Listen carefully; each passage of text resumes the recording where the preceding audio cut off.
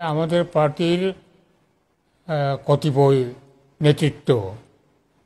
নেতৃত্বই সদস্যরা তো জনগণ তো ঠিকই আছে, কত নেতৃত্ব আইপিএফটি টোটালি বিলুপ্ত করে ত্রিপুরা মথাতে যোগদানের জন্য সাংঘাতিকভাবে সক্রিয়তা, অতি তৎপরতা চালু করে গেছে।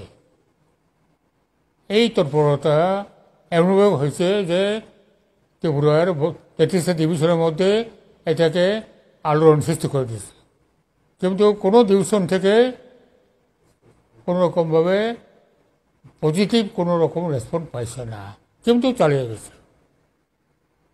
এবং ত্রিপুরা মথার নেতৃত্ব এবং উনি মিলিয়ে কোনো হোটেলে বা অন্য জায়গাতে একটা মিটিং মিছিল করিয়া এটা করার চেষ্টা করছে।